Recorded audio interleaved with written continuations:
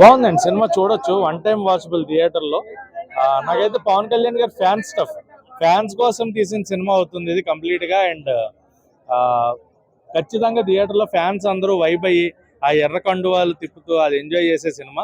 But common audience కి ఎంతవరకు అనేది మనం చెప్పలేము. అండ్ పొలిటికల్ సెటైర్ ఉంది, ఫ్యాన్స్ స్టఫ్ తో పాటు పొలిటికల్ సెటైర్ కూడా ఉంది. సో విలన్ పేరు నల్లనాగప్పని పెట్టారు కదా, జగనప్ప జలగప్ప అని పెట్టుంటే బాగుండేది అనిపించింది. సో ఆ పొలిటికల్ సెటైర్స్, ఎందుకంటే శవరాజకీయాలు వాటి గురించి మాట్లాడారు కాబట్టి, అలాంటి వ్యక్తి చేసిన పనులు ఉన్నాయి కాబట్టి దాని గురించి చెప్పారు. అండ్ హీరోయిన్స్ పెర్ఫార్మెన్సెస్ చాలా బాగున్నాయి. శ్రీలీల గారి పెర్ఫార్మెన్స్ బాగుంది, బట్ డబ్బింగ్ కొంచెం చిన్నపిల్ల, ఎందుకంటే ఐఏఎస్ చదువుతున్నారు కాబట్టి ఆ డబ్బింగ్ చిన్నపిల్ల కాకుండా మెచ్యూర్డ్ గా ఏమన్నా చేస్తుంటే బాగుండేది నా వరకు అనిపించింది.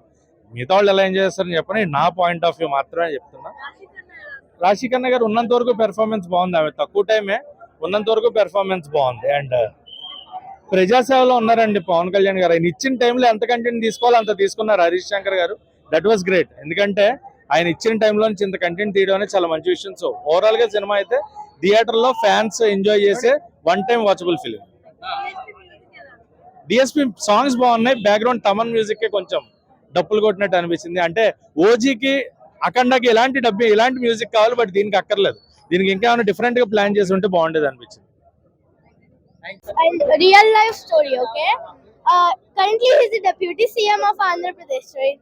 I wonder how he's still acting in that age, and how he's still spending his time in these, movies and everything.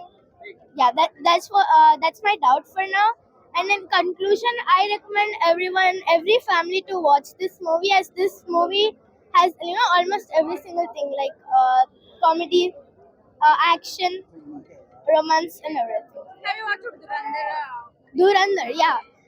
No, I did not watch the second. Yeah, but I did watch the first part. It was very scary for me. Okay, I don't like the movies which have too much fights because I'm scared. So I liked it. I don't tell that they're bad, something like that. They're really nice. Dhurandhar 2 also releasing now. Yeah.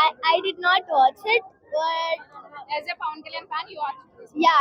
You enjoyed it. Yes. Yeah, actually, my father is also a Pawan Kalyan fan, so that's the reason maybe I So was. your entire family is fan of Pawan Kalyan. Yes. Okay.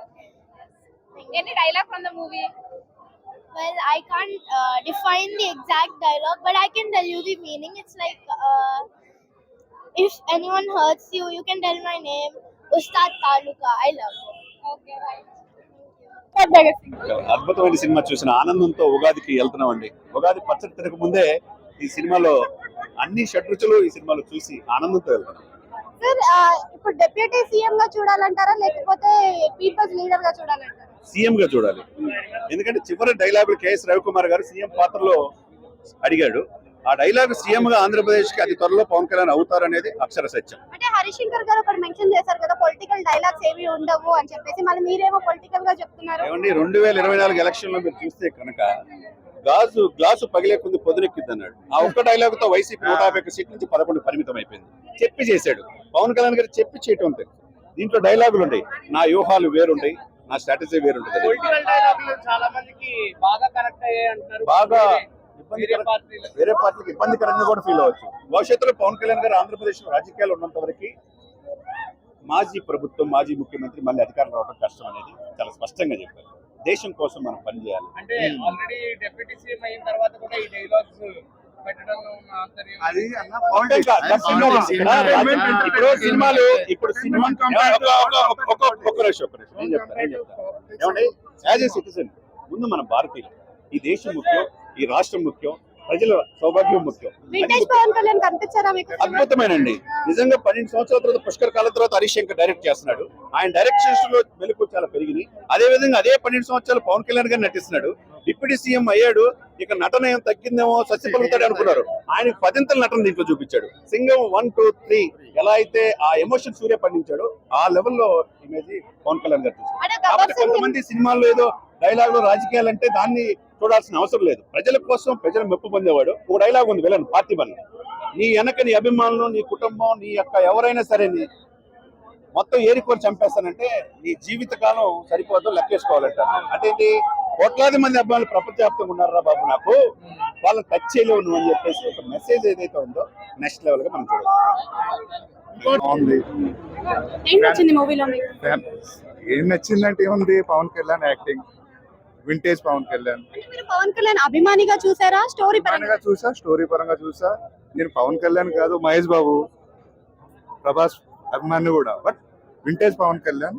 Next Tholi Prema complete గా highlights ఏంటండి సినిమా? Highlights ఏముంది, normal ఇప్పుడు అంటే police Harish Shankar, Pawan Kalyan అంటే గబ్బర్ సింగ్ ఆ range లోనే ఉంది, ఆ రేంజ్ లోనే ఉంది, ఆ రేంజ్ కు మించే ఉంది. ఫ్లేవర్ ఏమైనా వచ్చిందా మీకు, గబ్బర్ సింగ్ ఫ్లేవర్? వచ్చింది, డెఫినెట్లీ వచ్చింది. ఫస్ట్ హాఫ్ లోనే ఉంటది Gabbar Singh flavour, second half అంతా టెర్రరిజం ఆ రిలేటెడ్ ఉంటది. అది హరీష్ శంకర్ హిట్ కొట్టాడు అనుకోవచ్చా? కొట్టాడు పక్కా కొట్టాడు. తొలి ప్రేమ సాంగ్ వచ్చింది, ఇంకా సాంగ్ వచ్చేటప్పుడు మొత్తం హాల్ అంతా దత్తరిల్లింది. చిన్నపిల్లలాగా శ్రీలీల చేసింది ఆయనకి సెట్ చాలా అవ్వలేదు. క్యూట్ చేసింది శ్రీలీల, చాలా క్యూట్ వచ్చింది, చాలా బాగా చేసింది. తన డాన్స్ స్కోప్ లేకపోయినా యాక్టింగ్ స్క్రీన్ టైం ఎక్కువే ఉంది, అంటే శ్రీలీలదా? ఈక్వల్ గా ఉంది. వీళ్ళకి ఎక్కువ తక్కువ కాదు, అందరికి ఈక్వల్ గా ఉంది. యాజ్ యూజువల్ పవన్ కళ్యాణ్ కొంచెం ఎక్కువ ఉంటది, బట్ ఓవరాల్ గా కొన్ని సీన్స్ రెఫరెన్స్ గా తీసుకున్నారు కదా దీంట్లో శ్రీలీల గారు, కొన్ని సీన్స్ రెఫరెన్స్ గా తీసుకున్నారు కదా ఓల్డ్ మూవీ సీన్స్, ఏదైతే స్కూల్ బాగుంది. అదేం ప్రాబ్లం లేదు, అంత బాగానే ఉంది.